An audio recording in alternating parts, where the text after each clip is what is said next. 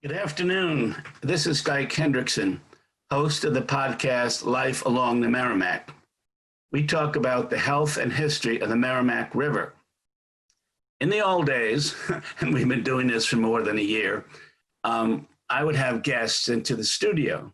But because of the virus and, many people's lives are disrupted, I've been showing some slides of the river, of the history of the river, and I'm going to be doing that today. I would mention that I'm writing a book now titled Merrimack, the Resilient River. And it's the history of the river, but it also, I've also spent a lot of time talking to political figures and individuals who are trying to make the river cleaner and to make it healthier for swimming, for boating, for residential life. And in the past few weeks, I've talked to Senator Diana DiZoglio, who was responsible for starting the Merrimack River Commission, which is looking at the health of the river.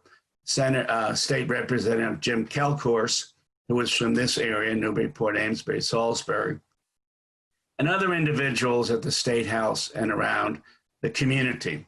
So they are working on bills to get money to make the river cleaner. Of course, the virus is going on right now. Much of their time is involved in doing that. And the impression that I get, it's going to take a long time, but people have to continue to try to make the river cleaner. One of the most tangible efforts is to get federal money to improve the sewage treatment plants upriver, especially. Newburyport, Salisbury, and Amesbury have good treatment plants, meaning they're capable of dealing with all the waste they have. Upstream at Haverhill, Lowell, Lawrence, Manchester, New Hampshire, they have old sewage treatment plants. And when there's a heavy rain, the piping underground picks up this rainwater and it sends it to the sewage treatment plant. Now, when it hasn't rained very much, the rainwater can go mix with the effluent and all will be treated. When it's heavy rain, and that has happened in the last few years, the rainwater goes into the sewage treatment plant, but it's too much rainwater. It mixes with the effluent and the treatment plant cannot absorb all that liquid. So there's a discharge made and raw sewage goes into the river along with the rainwater. Now, the Environmental Protection Agency knows about this. In fact, they're working with each community. They're trying to make it better. But in the meantime, we have a problem. And in Newburyport, where I live, in Amesbury and Salisbury, where there's so many people here in the summer who like to go boating, who like to fish, who like to walk along the river, this is a big problem. Now, in the short term, they're trying to put together an alarm program. So if there's a big discharge up in Haverhill, you can go to a website, or perhaps there'll be a blast email that will come down to you. You'll see it on your phone or your laptop, and you'll be able to say, well, tomorrow there's going to be more sewage in the river than is healthy, so we might put off fishing. We might definitely not swim in the river, and we might go boating in the ocean rather than the river. So these are short-term things that are happening. But I wanted to talk about not just the future, but some of the past. And I have written 2 books about the river. One was Nautical, Newburyport. I'm going to show slides of that. That came out in 2017. I just finished a book called New England Coast Guard Stories. That came out in March. I've shown slides of that in the past. I also have slides of my upcoming book, Merrimack, the Resilient River. However, we're going to go back a little bit, and we're going to talk about some of the historical elements of Newburyport. The slide we're looking at is that of Nathaniel Tracy, one of the wealthiest merchants in Newburyport in the late 18th century.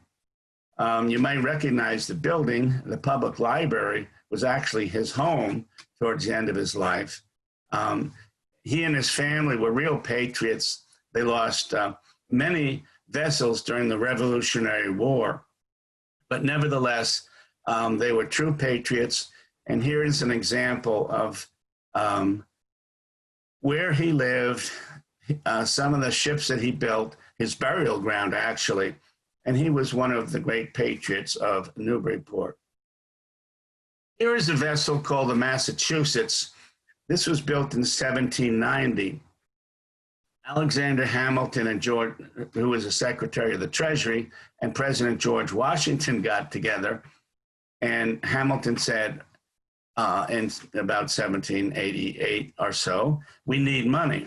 And my suggestion is we build revenue cutters that can go out, they can stop smuggling along the New England coast, and they can also board ships before they come into Newburyport or Boston or Salem, and we can make sure that they're paying an adequate amount of excise tax.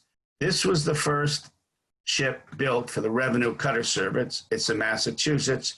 It was built in Newburyport, and for that reason, Newburyport is called the birthplace of the Coast Guard. It was 60 feet long. It took a crew of 10, 4 enlisted, 4 officers, and 2 cabin boys. It was armed, but the idea was not to shoot.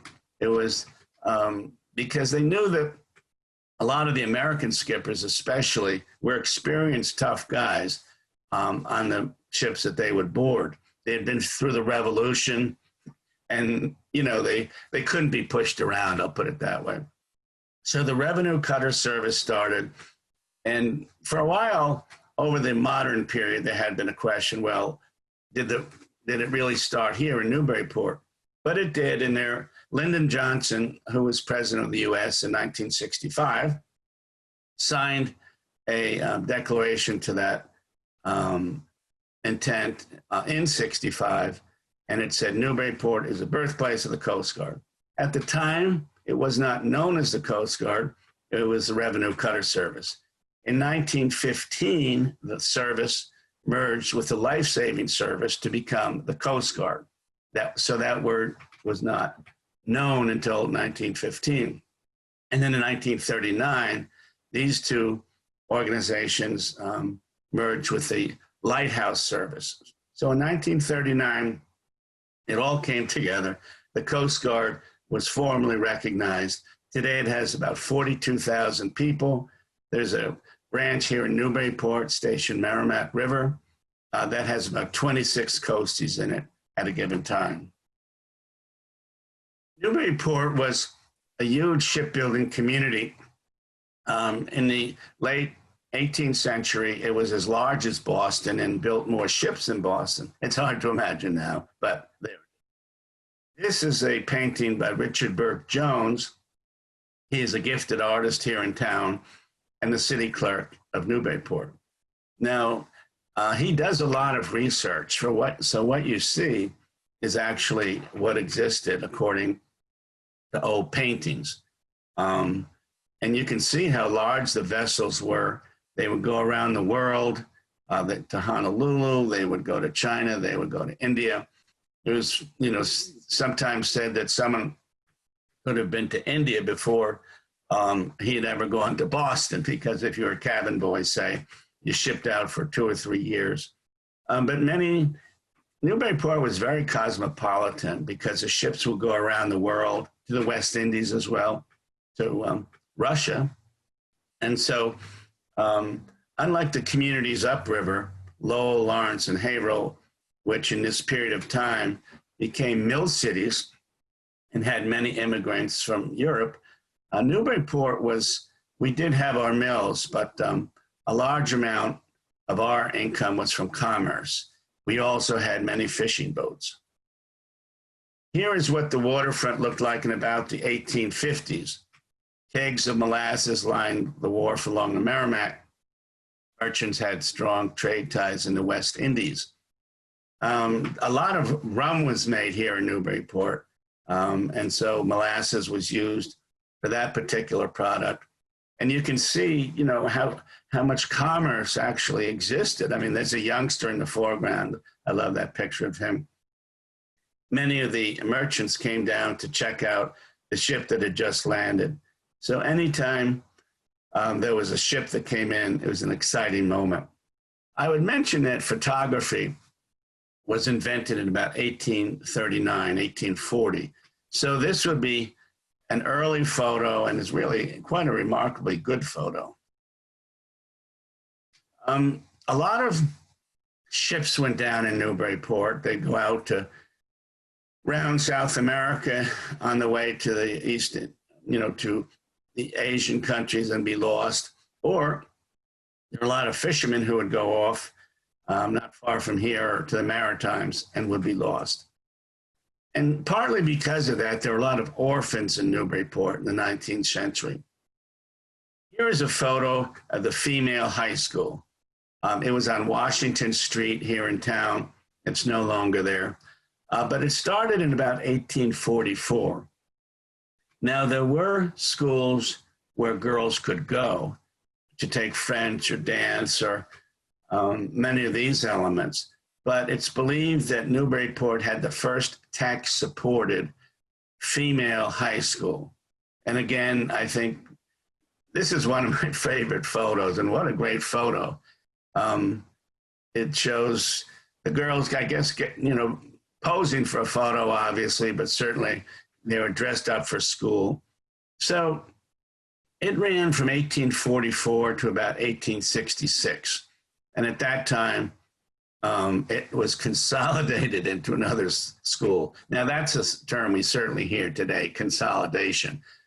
I kind of hate to think that it just went away, but it consolidated with others in about 1866, and it burnt down several years later. So that was a phase of this community that it did not create another a female high school. But I do love this photo. It's so special. And there are actually a couple graduation brochures from the female high school from 1849, 1850. They're at the archive here at the library in Newburyport. Newburyport has a great archive, by the way. If you're interested in looking up your family history or just learning about how things were in the old days, it has a terrific archive. Here's a vessel, and hundreds were built during this period of time. 1844, the Joshua Bates was built and put to sea. And this was the marking on one of the sails there is from the line it was attached to. It was a commercial line at the time. It went around the world, and many, many jobs were created, not just for the people who went on the vessel, but for sail makers, for rope makers, for ironmongers, for carpenters. All sorts of different trades were involved in building these huge ships. And Newburyport, as a result of building so many ships, created a class of great carpenters.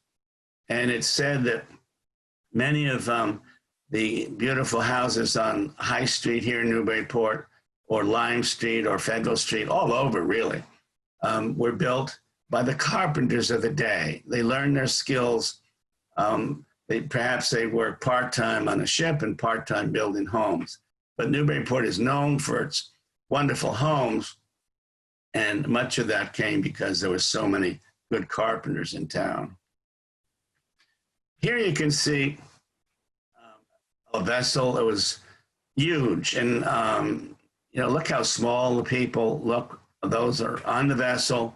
In the foreground, you can see some women dressed up. When a big vessel like this was finished, as this was, the masts are not on. It was ready to go into its next stage. Kids were let out of school. Many people in the community came down for the festivities. And as you can see, there are a lot of people who were there. This was about 1893, and it was one of the last tall ships that was built in Newburyport. Newburyport has a very shallow harbor. when you enter it at the Atlantic. And so if a big ship like this would draw, would sink down as it do. So it could leave the river at high tide if it was unloaded. Excuse me, but when it came back, it frequently had too much cargo and could never come back in. Here you can see quite a bit of room for people and cargo. And, look at the size of the masts, larger than a man. And there's a great deal of the stays and the mainsail and the rigging is all apparent here. This is another wonderful photo, I must say. And this was from the archive at the Newburyport Library.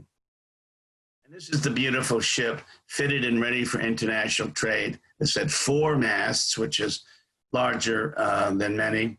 It would carry more than 100 in crew.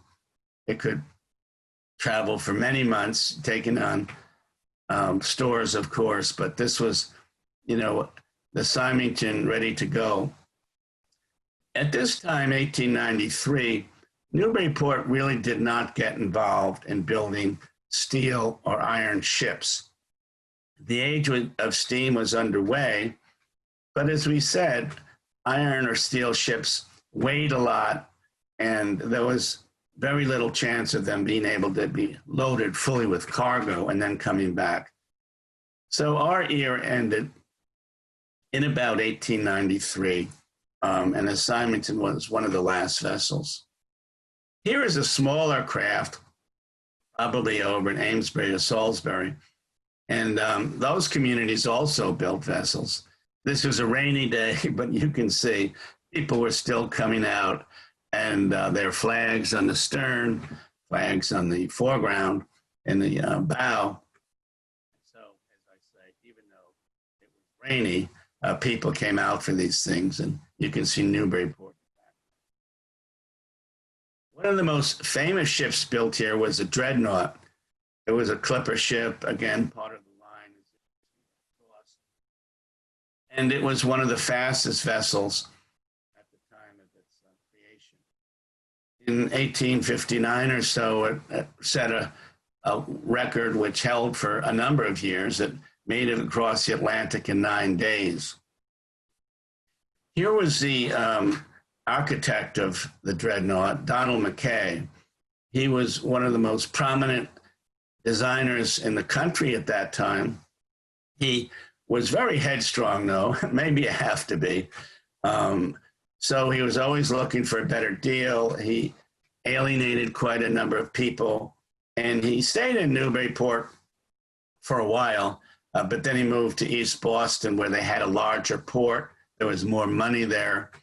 And so he ended up on hard times, however. He was unable to sustain his career.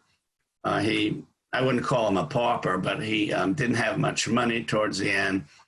And he lived in Hamilton in his final days and is buried here in Newburyport, however. But this was, he was really one of the top designers of the day and was here for many years and was responsible for the Dreadnought. Here are several ships at rest in the mid-19th century. Newburyport did a good business during the Civil War, but the shipbuilding declined with the conversion to steam engines.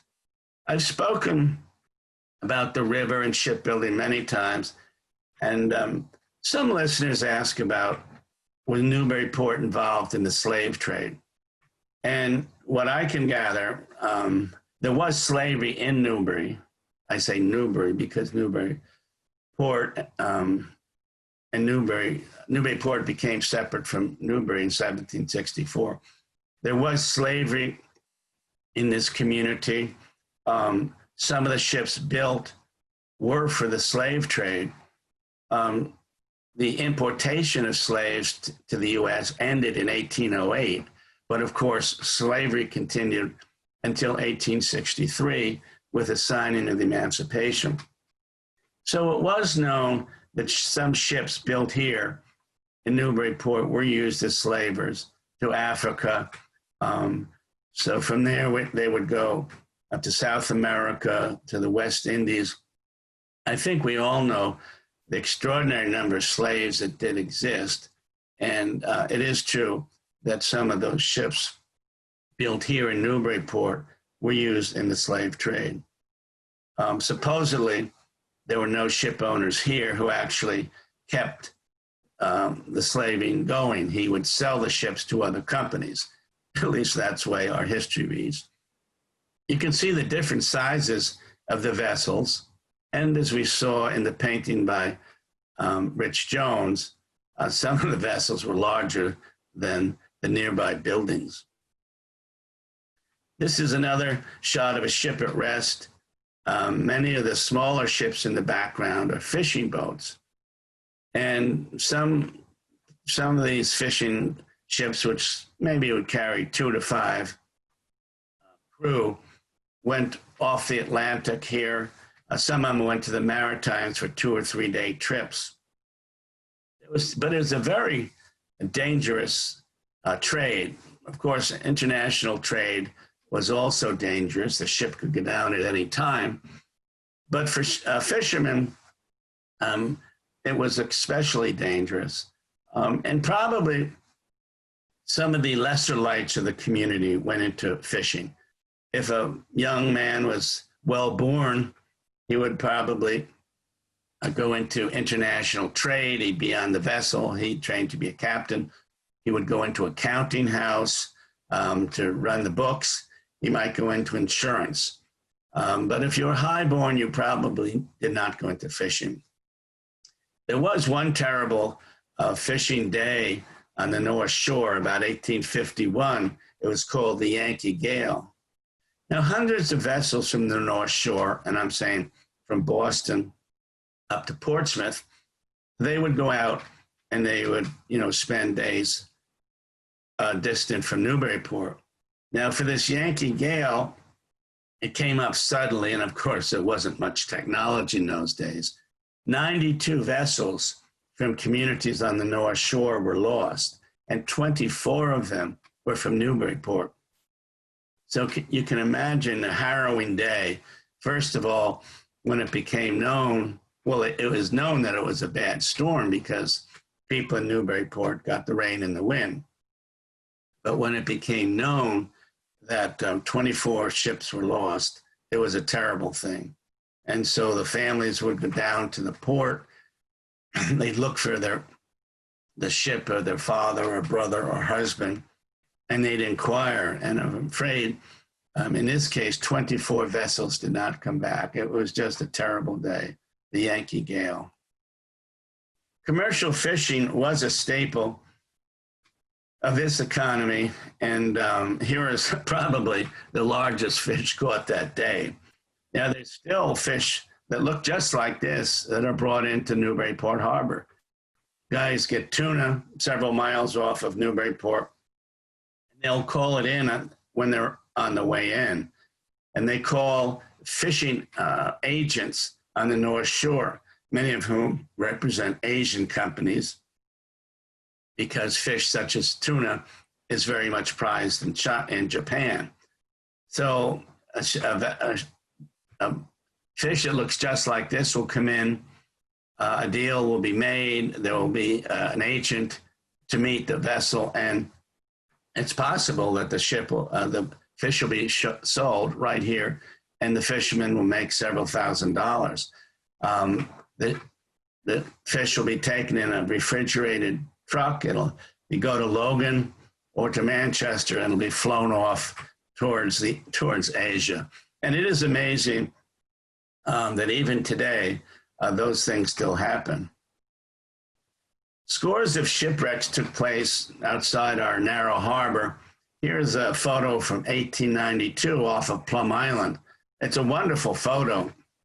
You have the rescue team in the foreground. You have the ship under duress with high seas off of the stern. You even have some seagulls that are pictured here. It's almost like Steven Spielberg would have set up the shoot, but this was 1892. only 5 decades after the start of photography. So this is amazing. And really hundreds of shipwrecks took place off of Plum Island. And one of the reasons, as we said, it was a narrow harbor.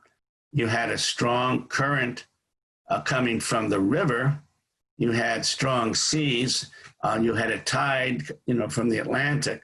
So with the river, the tide, the wind, I'm telling you, there were many, many wrecks off of Plum Island. Here is Wolf Tavern. This is where the library parking lot is today. It stood for more than a century. It started when stagecoaches ran from Portsmouth to Boston. In this scene from about the 1930s, I'm thinking automobiles have arrived and people still stayed there. Many people say, well, geez, why did they have to raise it? Why did they take it down? In fact, in the 50s, there was no business. This was not a cute community. The river was very dirty. The town was kind of in a fallen down position and it just couldn't make enough money. So it wasn't because they overlooked it. The owner, and I read his quote, said, look, he also owned the Garrison Inn. He said, I can't keep the place half filled. No one wants to come to Newburyport in the 1950s. So it was taken down. And I think some of you might remember it was a filling station. Now it's a parking lot. Here is El Galleon, which is, a wonderful ship that came here several years ago. You can actually see the crew up above the sails. And because the river is so shallow at the entrance, as we've discussed, the captain did not want to come in on anything but the high tide. I interviewed her. Yes, her 42-year-old woman is the captain, a crew of 18 from Spain. And there were a lot of people at Plum Island, a lot of people along the river. I talked to her later and she said, I did not want to come in until the absolute high tide. And she didn't. And as a result, and she said kind of under her breath while I interviewed her, she said, if I got stuck on that sandbar at the mouth of the river, people would have taken pictures. It would have gone into the newspapers. My bosses in Spain and New York would have been very, very unhappy. So I waited. And as a result, the ship was here for several days. And she was really interesting to talk to. One of few lady captains in the tall ships. And this ship will go, down to Florida. If there's a big regatta, not a regatta, if there's a gathering of tall ships, they get paid to go New York or Montreal or Quebec. They do have a schedule where they go each year. Here is, one of my favorite shots. This is taken off of Plum Island several years ago. And it said this is a 47-footer, a Coast Guard vessel. And they say if it turns over, it'll right itself in 8 seconds. And I asked the captain who I met at the Maritime Museum, is it true? And he said, well, it is true because several of my friends, not me, have gone over. It does come back up. It is still running. But this is quite a remarkable photo. And so I only have about a minute to go, and my last effort here is many women and children were left without providers when ships were lost at sea. This is a famous sculpture in Gloucester. So I'm going to end it there. This is Life Along the Merrimack. I'm host Dyke Hendrickson. We'll be back next week. We've been doing this for more than a year. I'm proud that we've had about 55 different episodes. We may get to the moment where we have guests in, but for the moment, I have close to 100 slides, and I show them in different repetitions and different manners. So thank you for being with us. Again, Dyke Hendrickson, Life Along the Merrimack. We'll get together next week. Thank you.